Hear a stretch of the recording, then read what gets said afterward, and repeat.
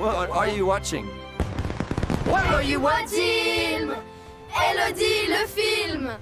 The sun-kissed shores of Albufeira, where dreams of a tropical paradise are meant to unfold. But, dear friends, let me tell you the tale of how Oromar Beach Resort, Albufeira, shattered my illusions, leaving me with a heart as heavy as the anchors that rust on their neglected beach. As I stepped into this supposedly 4-star resort, I was greeted by a reception desk that seemed to be stuck in a time warp. The older male staff member's hostility was palpable, his rudeness a stark contrast to the warm Portuguese hospitality I had grown accustomed to. I wondered, had they lost their way, like a ship without a rudder, or was this a deliberate attempt to deter guests? The all-inclusive option, touted as a convenience, quickly revealed its true nature, a cleverly crafted scam. The food, oh, the food. Imagine a culinary landscape as barren as the Sahara Desert, with dishes that tasted like they had been sitting in a lukewarm buffet for hours. The great drinks? More like a cruel joke, with flavors that danced on the palate like a sugary sweet migraine. I swear, it was as if they had concocted a special brew, designed to dehydrate and disappoint. But, alas, the restaurant staff were not the only culprits. The cleaning staff, bless their hearts, seemed to be the only ones who genuinely cared, but even their efforts were thwarted by the sheer magnitude of the resort's neglect. Towels that felt like they had been woven from the fibers of 1,000 forgotten promises, and rooms that resembled a time capsule from the 80s, complete with mosquitoes buzzing about like determined little paparazzi. And then, there was the issue of the indoor pool, that supposed oasis, which closed at the ungodly hour of 6 p.m., as if the sun itself had abandoned all hope. I had booked this resort specifically for the pool, but it seemed they had other plans, like ensuring that their guests would have to pack up their swimwear, defeated, and slink away like a scolded child. But what about the Wi-Fi, you ask? Ah, dear friends, it was as if they had taken a page from the playbook of a Soviet-era spy novel, sparse, unreliable, and only accessible in the most obscure corners of the resort, like a hidden bunker. As I wandered through the deserted corridors, I couldn't shake the feeling that I was trapped in some sort of Groundhog Day-esque nightmare, reliving the same disappointments over and over. The beautiful beach, just a short stroll away, seemed like a cruel tease, a reminder of the paradise that could have been, if only the resort had bothered to try. And don't even get me started on the noise, dear friends. The nearby disco, Kiss, seemed to be waging a sonic war against the very fabric of sanity, with loud bangs that echoed through the night, until the wee hours of the morning. It was as if they had deliberately programmed their playlist to ensure that no one would ever get a good night's sleep. But, I digress. The real tragedy, dear friends, is not the multitude of failings that plague Oromar Beach Resort, Albufeira, but the sheer, unadulterated audacity they display in still calling themselves a 4-star resort. It's like they're thumbing their noses at the very concept of quality, daring anyone to call them out on their egregious shortcomings. So, I ask you, dear friends, have you ever had the misfortune of stumbling upon a place that seems to delight in crushing your expectations, like a conquering army trampling over the dreams of the vanquished? Then, and only then, can you begin to understand the true depth of my disappointment, my frustration, and my sorrow. What's your take, dear friends? Have you had a similar experience? Share your horror stories in the comments below, and let's commiserate together. And to Oromar Beach Resort, Albufeira, I say this: until you learn to respect your guests, to take pride in your facilities, and to understand that a 4-star rating is not a birthright, but a hard-won badge of honor, I'll be over here, nursing my broken heart, and warning the world of the pitfalls that await the unsuspecting traveler. Ugh, I'm so depressing, you know? I'm researching all these crimes near Oromar Beach Resort, Albufeira, and it's just, like, so sad. Okay, so, brick-and-mortar stores near Oromar Beach Resort, Albufeira, they're like, super shady, you know? Like, you can't trust them. So, there was this one incident, right? This 19-year-old girl got stabbed to death in a bar district, like, super close to Oromar Beach Resort, Albufeira. I mean, can you believe it? 2 people got arrested, but, like, what's the point, you know? This girl's life is gone, and it's just, like, so tragic. I bet the people who did it, they're probably, like, in jail now or something, but that's not gonna bring her back, you know? And the tourists who were there, they must have been, like, so scared, you know? I mean, who wants to see that on their vacation? And then, there was this other thing, right?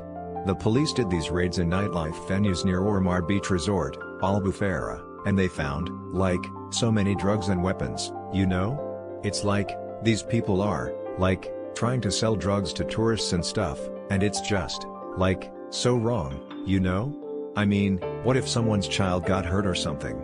These people, they're just, like, so irresponsible, you know? And the police, they arrested, like, 18 people, but I'm sure there are, like, more out there, you know? And, oh, there was this other incident, right? The police arrested, like, 16 people for drug trafficking and trespassing in commercial areas near Oromar Beach Resort, Albufeira. I mean, can you believe it? These people, they're just, like, trying to sell drugs and break into stores, and it's just, like, so illegal, you know? I bet the tourists who were there, they were, like, so shocked, you know? I mean, who wants to see all these police cars and stuff on their vacation? Ugh, it's just, like, so depressing, you know? I hope tourists, like, be careful when they go to Oromar Beach Resort, Albufeira, you know? The businesses surrounding Oromar Beach Resort, Albufeira. Well, let's just say they've left me with a rather heavy heart. It feels a bit like opening a gift, expecting sunshine and rainbows, and finding a slightly used sock instead.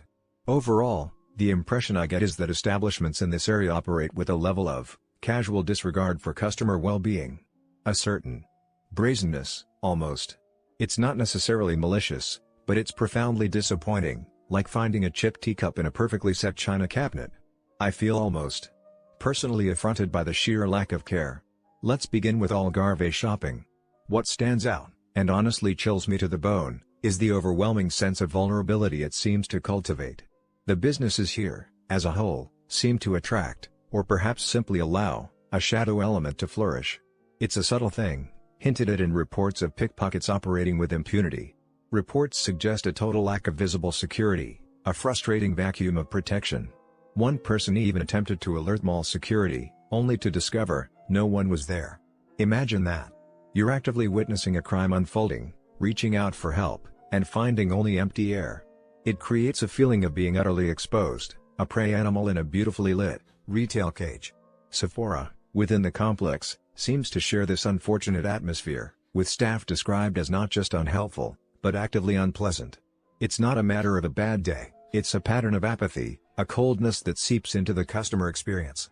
Apparently, expecting a friendly smile is ambitious. And the tales of overpriced goods and a generally lackluster experience only add to the sense of being deliberately fleeced. Even something as simple as a charging point seems to be a luxury. It feels like the entire place is built on the premise of extracting as much money as possible with minimal effort, and frankly, minimal respect. The shuttle service being a complete fiction, with incorrect information given at the hotel and conflicting signage, feels almost intentional. A labyrinthine system designed to confuse and, ultimately, frustrate. Then we have Saramar Garden. The negativity surrounding this establishment is visceral. It's not just complaints about a lack of luxury, it's a deep-seated sense of deception. The properties aren't as advertised, appearing significantly worse upon arrival. The spa being little more than a humid indoor pool is a particularly cruel deception, a false promise hanging over weary travelers. But it's the blatant disregard for basic hygiene that truly disturbs me, ants infesting the apartments, coupled with a lack of effective response from staff. It's a slow, creeping feeling of uncleanliness, of being surrounded by things unseen. The rooms, it seems, are often located in less than desirable locations, even a floor below ground level, and come with misleading descriptions, like 2 single beds masquerading as a double. The demand for a hefty deposit, followed by delayed refunds, feels like a calculated gamble with people's finances. It's a classic tactic: create a barrier to entry, then slowly erode trust. And the reports of theft, items disappearing from apartments with no investigation. It creates a sense of dread, of being perpetually watched, of your belongings being vulnerable. A knot tightens in my stomach just thinking about it. The overall message here is clear: expect disappointment, and prepare to be actively inconvenienced. Moving on to Shalom Ribs and Wings. The overwhelming theme here is incompetence. It's not just bad food, it's a systemic failure of service. The staff appear perpetually lost, unable to process orders correctly, or even simply acknowledge customers. You're not so much a guest as an obstacle.